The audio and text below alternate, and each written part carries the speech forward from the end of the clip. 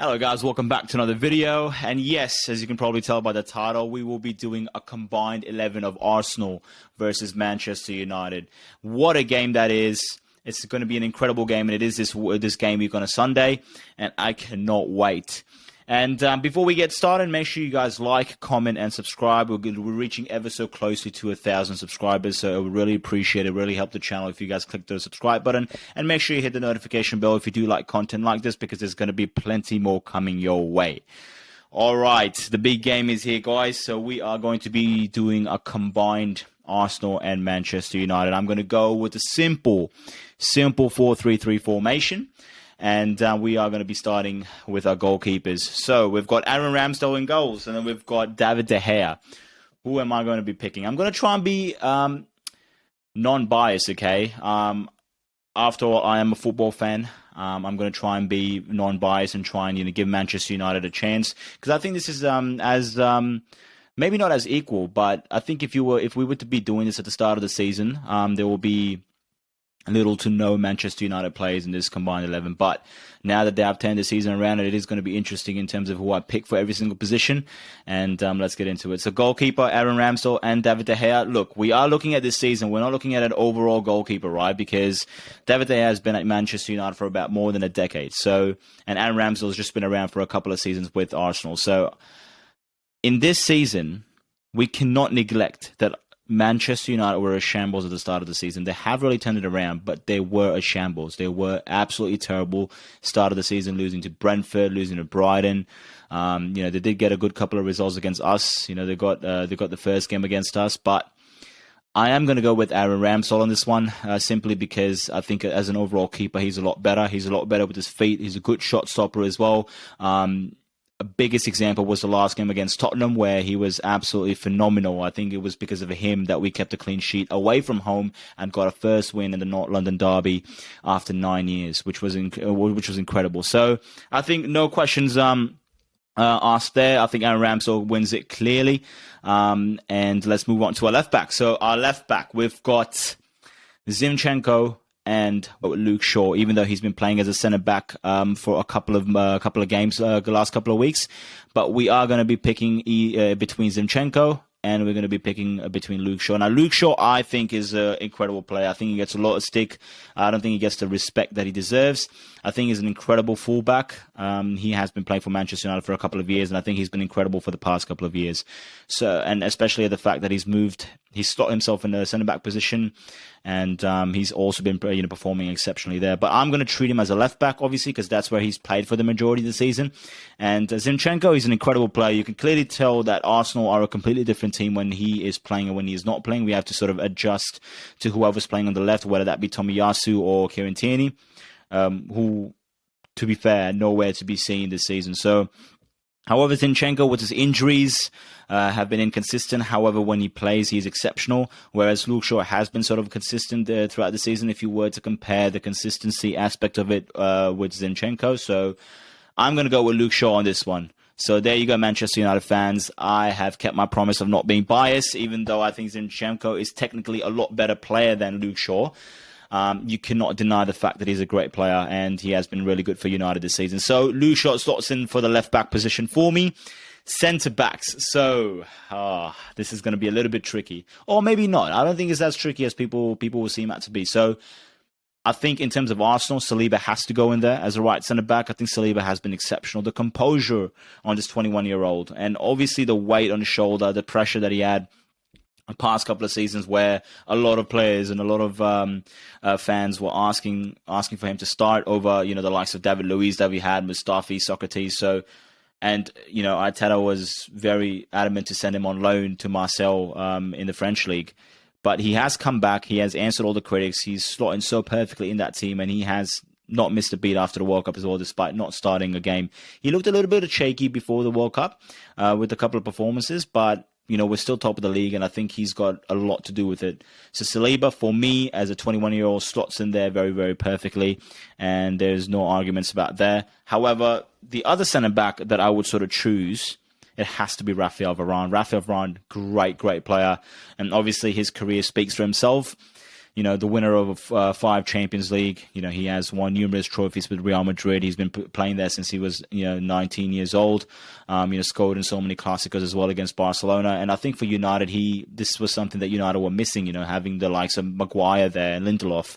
I think bringing Rafael Varane in, statement signing, nothing but short of exceptional this season. So it has to be a partnership of Rafael Varane and William Saliba. No questions asked there. Then we go to the right back. So we've got Arsenal's very own Benny Blanco, Ben White, who is not a right back. And he has started as a right back this season. And guess where we are? We are the top of the league, which is really great to see. So, and then you've got, who do we have as a right back for Manchester United? We've got Diego Dalot. Again, I think is a great Portuguese player. I think he has been a little bit inconsistent. Obviously, the injuries don't help either. This is going to be a little bit of a tough one because there's so many arguments to be made, right? So we've got him, we've got Ben White not being a proper right back, but he has played so exceptionally, man. Like, he's been so good for us as in the right back position. And then we've got Diego Dalot, who I believe has been inconsistent, but he has the potential to be one of the best right backs in the league. I don't think he's quite there yet. I think, but he is on his way, I would say. So I would have to go with Ben White. I think Ben White has improved his game tremendously. I think in terms of a defender, he is one of the best defenders at Arsenal. I think he's one of the best right backs in the league, despite not being a proper right back. I think he's improved his game phenomenally. So going forward, supporting Saka defensively, offensively, maybe he doesn't do those overlapping runs as often. However, he does it enough for us to be in the top of the league. So you're gonna hear me use that phrase throughout the video, top of the league. Which I have never seen before, so, allow it. But Benny Blanco there. So there we go, our top 5 ready. So we've got Aaron Ramsdale in goal. Left back, we've got Luke Shaw. Centre back, we've got a partnership of William Saliba and Rafael Varane. And right back, we've got Benny Blanco, Ben White as back 5. I think that's a really good back 5. I don't think there's any arguments there, to be honest.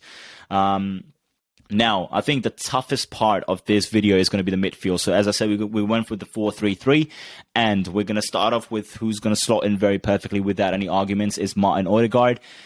Arguably, if he continues this form, he is going to be the player of the season. I think he's been better. He's been the best midfielder this season. I think he's been exceptional. He has addressed all his criticism that he's been getting for the past couple of seasons about the fact that he hasn't added goals, he hasn't added assists in his game, and he has done both of them quite well. So I really enjoy watching him play. Very silky player. No arguments there. I think Martin Odegaard slots in perfectly over here. Now this is where it gets tricky. I'm not going to include Bruno Fernandes in this. I'm sorry. Bruno Fernandes hasn't been the best this season, in my opinion. He's been a shadow of a player who he was when he once joined United. To be honest, I do rate him. I think there's no other player that has gone into a team from a lower league and hit the ground running as fast as Bruno Fernandes has for Manchester United. But in this season, I would not put Bruno Fernandes. Another one that's going to shock people, maybe not shock people, maybe sort of an out player. So I would say Christian Eriksen would slot in as well as a Manchester United player. So I think Eriksen goes in for me. I think when he first joined Manchester United, I think he was going to be nothing more of a squad player, and I think Man United fans knew that as well. I think the coach wanted to use him as just a squad player, but he has really proved himself. I mean, after the horrific events that took place in the Euro 2020, he's come back, played with Brentford, kept them in the league, and he has been a great asset to this Manchester United side. And I think his passing ability, his creativity really helped, because that's something that they lacked with Scott McTominay and Fred. So definitely Christian Eriksen and Martin Odegaard for me. Now, the big question, Casemiro or Thomas Partey? Okay. So, look, overall career, there's no arguments here. Overall career, it has to be Casemiro. 5 Champions League, couple of La Ligas, Copa del Rey's, Super Cups. The CV speaks for itself. I think he's an exceptional player, one of the best defensive midfielders in the world. But can you look past Thomas Partey? Look, they're very similar players in terms of what they mean to the team, right? So if you take Casemiro away from United crumble. You take away Partey away from Arsenal's midfield crumble. They both have no one to replace them in the team. Arsenal, we have Lokonga and Elneny. Nowhere near the quality of Partey. Then over there you've got Scott McTominay and Fred, who there's no way step in Casemiro's shoes. But this is going to be very tough for me. I might get a lot of stick for this, but I'm going to go for Thomas Partey. I think he's been exceptional. couple of goals, potential goal of the season as well that he scored. But it has to be Thomas Partey for me. But I'm going to get a lot of stick for this. But look, I'm going to say this much. I'm going to say overall player, I'm going to pick Casemiro if I was to pick an overall team. But I'm talking about this season, a combined 11 in a Manchester United shirt and an Arsenal shirt, and I have to go with Thomas Partey. All right, let's move forward before I get any more stick and I dig myself a deeper hole. But that's my middle three: Thomas Partey, Christian Eriksen, and Martin Odegaard. Great middle three. Let's get on to the front three then. I think on the right-hand side, without any questions asked, Bukayo Saka, the star boy, Arsenal's best player, goes in, slots perfectly in there. No questions asked, no arguments there. I think this season he's really proved that he can play in any style of play. He can play in any team. I think he was the best player in an England shirt against France in the quarterfinals, and I think he had a really good World Cup, and I think he's having a really good season as well. Do bear in mind that once, a couple of years ago, at 19 years of age, we were relying on him for goals. There was no goals coming from anywhere. No one was scoring, and we were relying on this kid, a 19-year-old kid, for the whole season. So he has been exceptional for us, and I think no arguments there. Bukayo Saka, star boy, gets in. Let's go. All right, on the left-hand side, Gabriel Martinelli. Look, who does United really have that is playing well in the front three except for Marcus Rashford, right? So we've got Anthony, which is a bit in and out. He hasn't been starting, then he starts. He's been very inconsistent. Garnacho is still a young player. He started a couple of games, but then he's mostly coming off the bench. He is making an impact, though, but I can't really put him in because he's coming off the bench, right? And then Jadon Sancho, he's got his own issues going. He's, coming back from training. Hopefully, we can see him, perform well in a Manchester United shirt. But at the moment, I can't really put Jadon Sancho in. Who else do you have? There's Martial. Martial is nowhere close. He's not taking the most of his opportunity that's given to him, right? And Weghorst just came in as a striker. So I can't really put anyone in terms of wingers. So right-hand side, Bukayo Saka goes in. Martinelli goes in as well. Martinelli is a player that might not be as consistent as Bukayo Saka, but he offers something else for us. He offers that directness, that dribbling ability that we have not seen before. So that's what I love about this guy. And one of the best abilities about him is that even though he might not be having the game of his life, every single game like Bukayo Saka does, there will be moments in the game that he will produce a bit of quality that will impact the game as an assist, as a chance created, or as a goal. That's just something that he has in his locker. It's to just change the game with a flick of a finger. So I think he goes in without any questions asked. So we've got two Arsenal players there. I know Manchester United, please do not click off the video because front man, our striker for the combined 11 has to be Marcus Rashford. I think he's an exceptional player. Marcus Rashford is so good. Again, one of the best players in this England World Cup. So I think no questions there. Marcus Rashford slots in there and makes it your combined 11. Great goal scorer, and I wish nothing but the best. As an Arsenal fan, I rate him so highly, so I would love to have him at Arsenal, but obviously he's a United fan, but United player. But there you have it, guys. So our combined 11. So we've got Ramsdale in goal. Left back, we've got... Who do we got? Left back, we've got Luke Shaw, Rafael Varane and William Saliba partnership, and then right back, we've got Ben White. Middle three, we got Thomas Partey. Sorry, Casemiro. So Thomas Partey, Martin Odegaard, and Christian Eriksen. Then we got the front three. We got Marcus Rashford up front. Right-hand side, Bukayo Saka. And left-hand side, Gabriel Martinelli. Let me know in the comments down below what you guys think, if I've had a stinker, or who is in your starting 11. Make sure we have the discussion below. Who would you choose, Casemiro or Thomas Partey? Let us know. Make sure you like this video. Make sure you subscribe and hit that notification bell because we've got a lot of content coming your way. Thank you, guys. We'll see you guys in the next video.